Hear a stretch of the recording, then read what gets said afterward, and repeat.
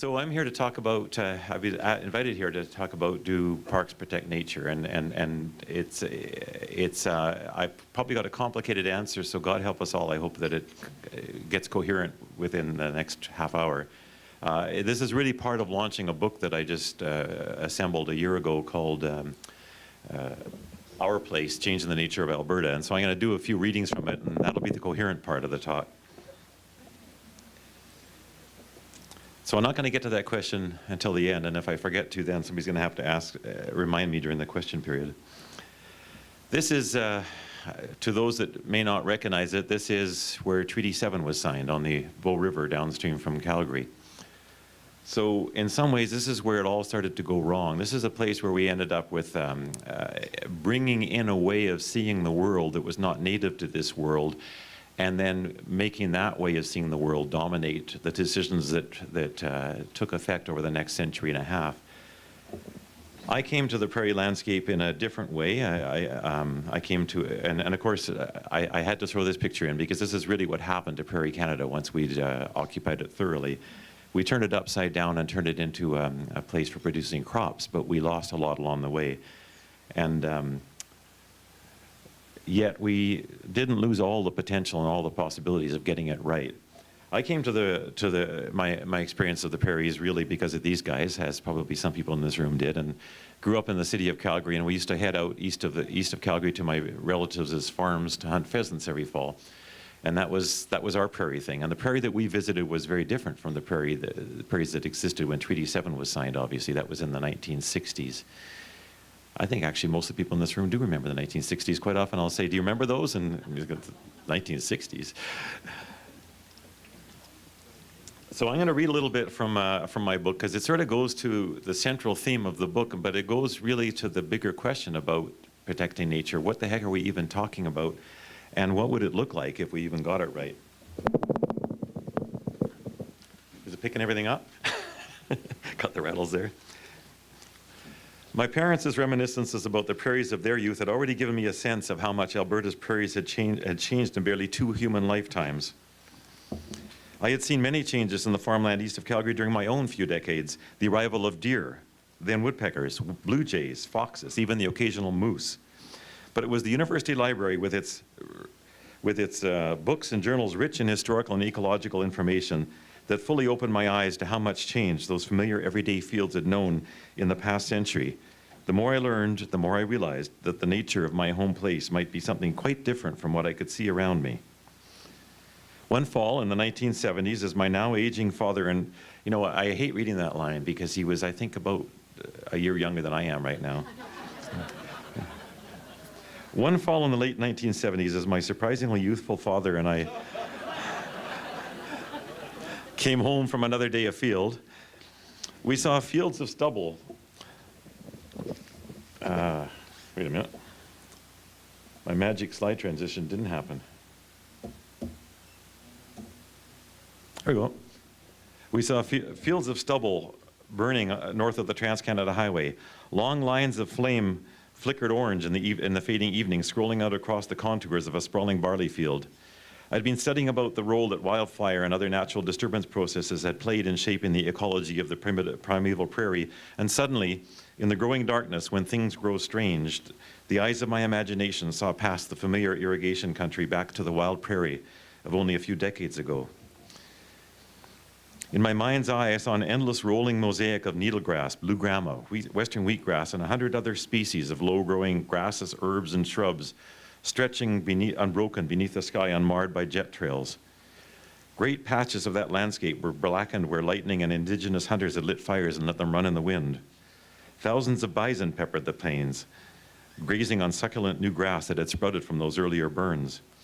The hissing prairie wind was full of their mutter and grumble and the sweet pungent odor of dung.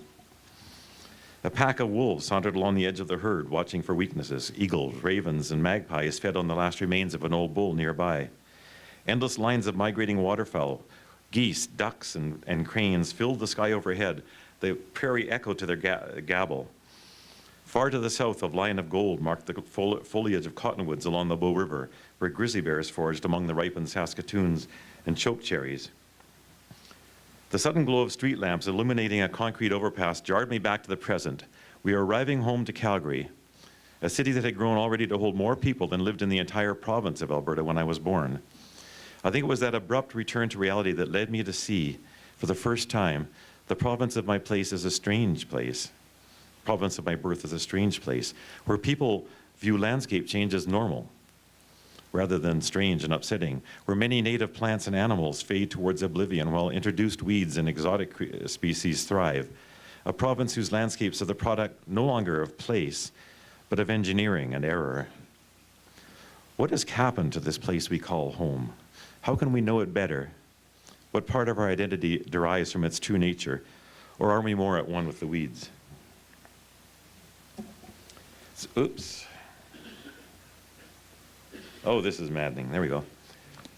So I guess that sort of sets the central question around what are we talking about when we're protecting nature? Do we even know what nature is? And is it too late? Have we already changed too much? And the answer to is it too late is in this slide. It is far from too late. We live in one of the most beautiful, ecologically diverse and special places in the planet. And like local people everywhere, we think the neat places are everywhere else. But the neat places are right here, and we still have them. But we aren't getting it right. We aren't automatically going to get it right, and parks have a role in that. And I think that's where I'm hoping to come to eventually here. But they aren't the only part, they aren't the only way in which we protect nature. And in fact, I think they are not even necessarily the most important way in which we protect nature. So this slide's going to sit here for a while, but I'm going to talk a little bit extraneously and also with a couple of readings here about this whole idea of parks. I spent my entire life working in the national parks, first as a biologist working for the Canadian Wildlife Service, and then in various capacities with Parks Canada. And when I retired from my last job in 2011, I went for a big long hike. It was like a multi-day hike through the backcountry of Banff. And it turned into an article that was published in Alberta Views, and it ended up in my book. I'm going to read a little segment from that. But it was really one of those poignant moments that we all have at some stage as we approach the end of our time on the planet, of asking ourselves, so was my time here worthwhile? Or was I just sort of spinning wheels? And so it was really a chance to reflect on this national park thing and do parks protect nature? Have they done a good job? Are we any place better than we were 30 years ago when my career had started? And I came to the conclusion by the end of my hike that yes and no. We've got one piece really well. We really achieved one thing, I think, to a level of almost excellence over the course of my lifetime. I can only take credit for little tiny snippets of it, but I feel good about being part of that enterprise. And we have totally dropped the ball on, unfortunately, what is much more important. And so I'm going to see if I can find that reading for you here. I think the first thought, though, before I go into that is, what is the point of having national parks? Why would we have national parks? Something which expresses Canada, which is something, a product of the government of Canada, which is put in place by the people of Canada and funded by the people of Canada to do things that are important to the people of Canada. What's with parks? And at another scale, at a provincial scale, why do we have provincial parks? What's the point of that? Isn't it more important to educate kids? Isn't it more important to keep the streets safe? Like, why do we have this national institution? And I would say that we have these institutions because they express that part of ourselves that is defined by the places where we live. We aren't just any people anywhere. We are Canadians. We're not just any Canadians. We are Albertans. And we have places to remind us of that. So they have a conservation role. They protect those pieces of landscape that represent the diversity of our home places. But they have a role that's much bigger than that. They have a people-making role. They're a big part of helping us define ourselves as unique people on this planet, this piece of the planet. And if they do that job well, they change us. And if they change us, then there's hope for nature. Because it's not parks that protect nature, it's people that protect nature. Or people that damage nature. It really depends on how those people see themselves and what they've learned and how they connect. And that, to me, is the piece that Parks has sort of dropped the ball on, which is why I was really honored to be introduced by Heather, because it's a piece that she and I spent a lot of time, our careers working on, and had the rug pulled out from us more than once on it.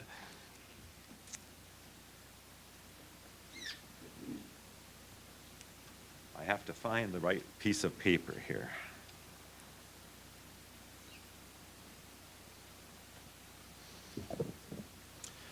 So again, I'm not going to quite get to the reading until I set some more context. I'm sorry, you're going to have to buy the book. Sorry, you're going to get a... Oops, did I say that? Canadian authors have to hustle constantly. When I went through the park, I discovered a bunch of things that had changed, most of them for the better, because we'd brought back prescribed fire, because wolves were now living in Banff, and they hadn't been living there when I started my career, and they changed everything in terms of where the elk were, and where the sheep were, and what the vegetation looked like because of where those ungulates were. And a lot of the things I saw looked a lot better than they had 30 years earlier. Some of the things looked a lot worse. Timberline was vanishing. All those little beautiful flower meadows that timberline are filling in with trees because the forests are growing higher on the mountainside because the climate's getting milder and the trees can grow higher. And it was very, very quiet. There was hardly any bird song. That was mind-blowing to me. It was actually sobering. I was thinking, where are the birds? So some things had changed, but most of the things that had changed to the park as a result of things happening outside the park. You know, it's not really in the park that we drive climate change, maybe on the jet on the way there. It's not in the park where all those birds die, but when the birds come back to the parks, it's only as many birds are available, right? So some things were better because of how the park was managed. Some things were worse because of how we're living in the world. And yet the park was absolutely full of visitors because it was the July long weekend.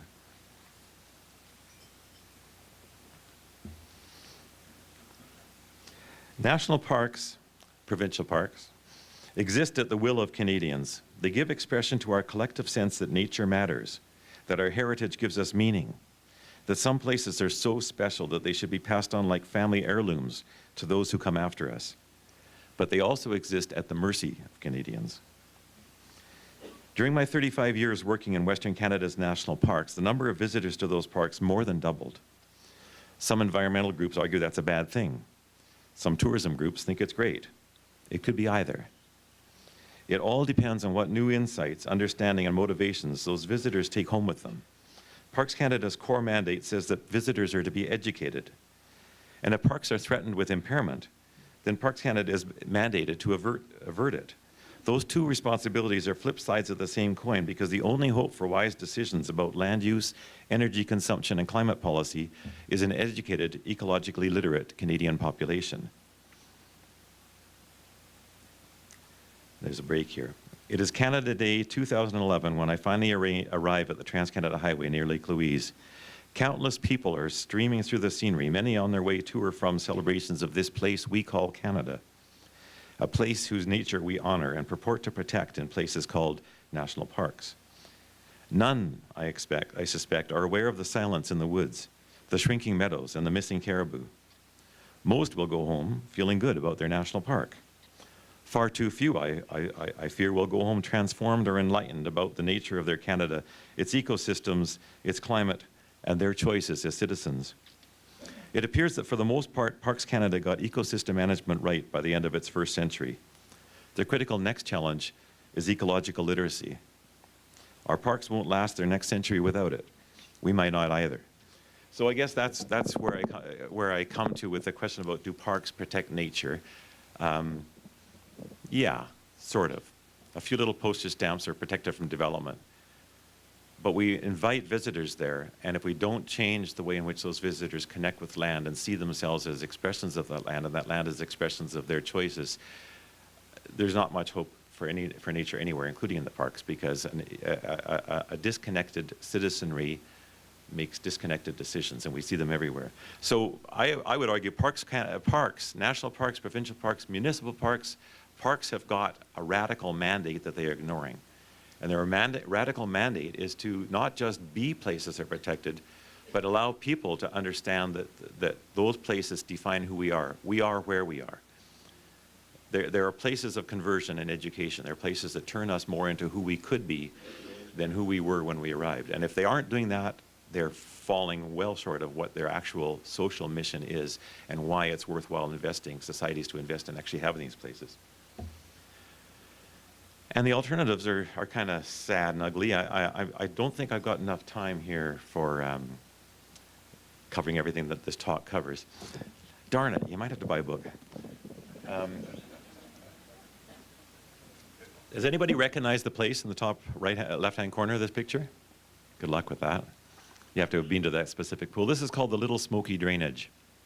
Little Smoky River. It's north of Hinton and Edson, sort of west central Alberta, just maybe on the north tilt of that. I found this place in 1980, would have been about 88. It was pristine. There was one major cut line that made it almost to the edge of the river, and the rest of that upper watershed was untouched. And I found it, I can't tell you the whole story because I know I've got a half-hour limit, and I usually give myself all sorts of room to go over limits, and I won't do it here.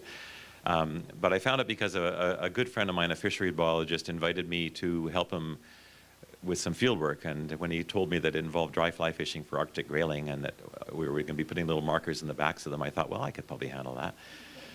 And it was the most spectacular fishing I've ever had in my life. We caught it must have been about 150 fish in about 6 hours. It was magic. And the place was just tracked up with otter tracks and wolf tracks and caribou tracks and moose tracks. And so as a result of that, there was a movement to get this place protected as a park. It was, Alberta didn't have a boreal wilderness park. This was an intact boreal wilderness. Let's do it. Instead, it was turned over to the logging industry. It was licensed out for oil and gas exploration. It is today classified as, I believe, 95% physically disturbed, that watershed. That happened in our lifetime. That happened in my kid's lifetime. It wasn't even half of my lifetime. And we did that because it made sense to us. We did that because we don't see ourselves as a boreal people. We don't see boreal Canada as expressing who we are. It's simply a place that produces resources that will enable us to change this place even further from what it started out as. So there's something missing there. And I think one of the things that was missing, obviously, was the lack of a protected park. Another one was a lack of a connected people. And this, and yet at the time that I did that article, I was working in Jasper National Park, which is not that far from the Little Smoky and is in many ways connected to that boreal ecosystem. And it gets thousands of visitors from Alberta every year, but nobody was aware of the Little Smoky. Nobody was aware of the fact that we were losing our boreal wildernesses, and nobody paid attention, and we lost it. So this is I'm not going to read from this chapter. I've got about 4 different things I wrote about the Little Smoky over the years, starting with this profoundly optimistic, hopelessly naive thing I wrote in the 1980s, to a cynical, bitter one that I wrote about 3 years ago, based on reality. But it's a sort of a microcosm of how a society destroys its identity by destroying the places that give it its identity, if that society is unconscious of who and where they are. We've got a lot of things wrong here. But, nature's forgiving, nature's resilient, nature will come back, but that means that it does require that we find a way of seeing nature differently so that we can change our course and give it the chance to give us our identity back. So I'm going to move to a good news story. The big picture, with the elk in it, you see those elk? Was taken from beside that little guy with the BB gun. And he was really mad at his sisters that are in the bottom corner because they were being noisy. They were doing video blogs of their hike in their little cell phones, and he was going to get his first elk. And they scared them away. They were about a mile away, but this kid was really keen about it. So this is one piece of what we need to do about connecting people with nature, is get these kids out with their imaginations in these places and help these places become how these kids come to know themselves. That was a great day out there. This was the whaleback area. Many people here familiar with the whaleback? Oh, I would think. Yeah, this is part of our little legacy down in this part of the province. The whaleback is an example of getting it right. And how did we get it right there? Well, for one thing, we established parks. So do parks protect nature? Certainly in the whaleback, parks are still protecting nature. In fact, and as I point out again in my essay about the whaleback, this was the invention of a new kind of protected area that's unique to Alberta called a wildland park, which is a brilliant concept. Basically, it turns off roads and industrial development wheels and leaves turned on everything that we've always done there. So it's still got cattle grazing, it's still got hunting, it's still got fishing. It doesn't alienate any of the people whose activities are consistent with sustaining it, but it stops that juggernaut of change that has trashed places like the Little Smoky from changing it away from what it I would argue, is meant to be.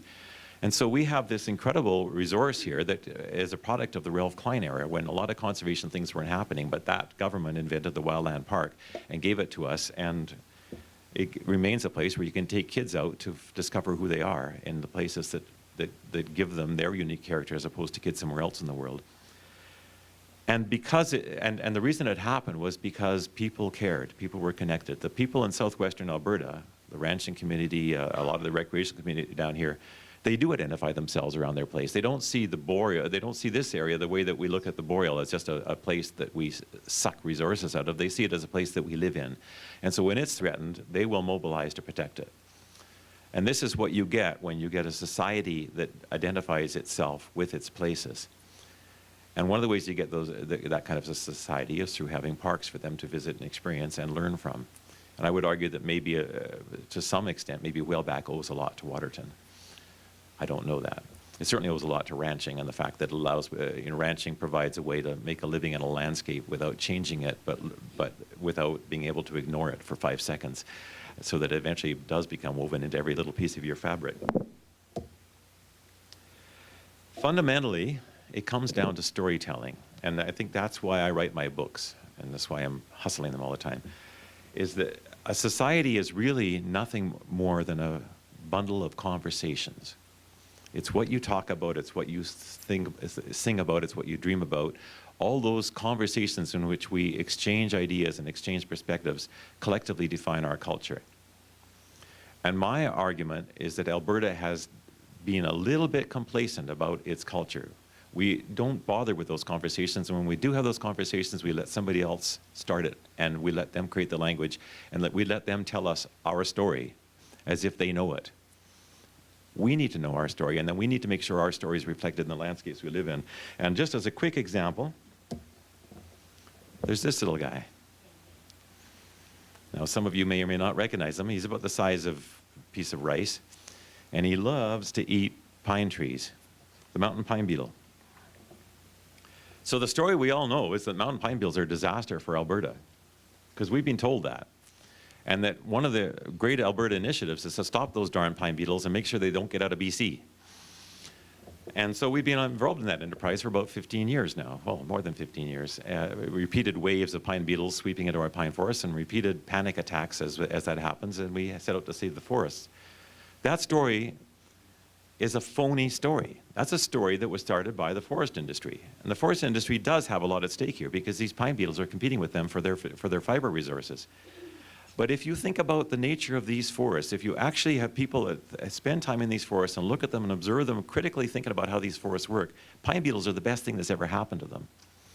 Because in a time of changing climate, when these trees have been protected from fire for the last century and are now all crowded together, sucking water out of soil that doesn't get as much water as it did 50 years ago,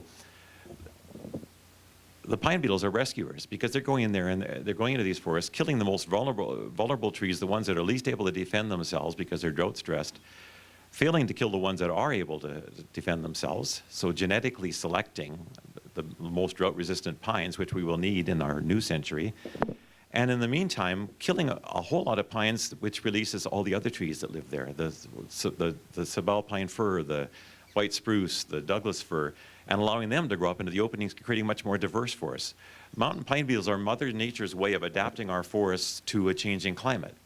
And in doing it, and doing it in a way which produces all sorts of ecological benefits. Like there are so many things that move into a pine beetle riddled forest because it's full of food. Not just the beetles, but the carpenter ants and all the stuff that's growing in the openings between the trees. From any ecological perspective on mountain pine beetles says this is how we are going to see the evolution of the Alberta's forests of the future. But what do? We go to war with them, and we think that's an Albertan thing to do because somebody told us our story about pine beetles. But they had a vested interest.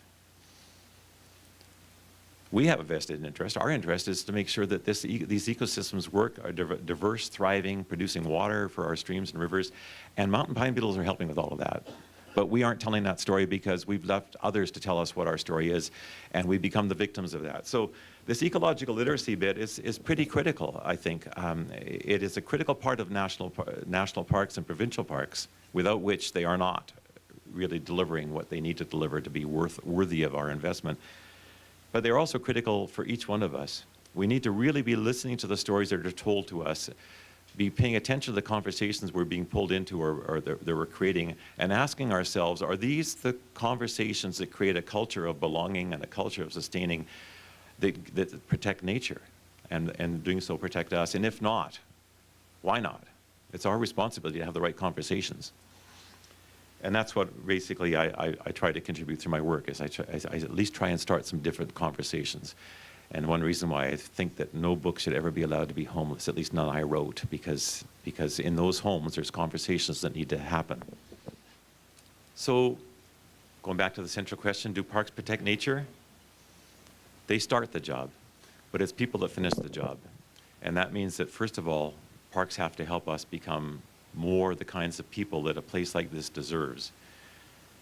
And then once we've become those people, things like the whaleback, things like the Waterton Front project of the Nature Conservancy of Canada, things like cows and fish, they all become possible because we have become that kind of people. Protecting nature is not a simple matter of putting a boundary around a piece of land and saying that piece of land is safe, everything else can go. It's a matter of turning us into people that will sustain nature everywhere it is, and in so doing, make ourselves and our lives infinitely richer. Parks can protect nature, parks should protect nature, but ultimately the job comes down to the people whose parks those are, and that's all of us. So thanks very much for inviting me, and hopefully there's some food for thought there.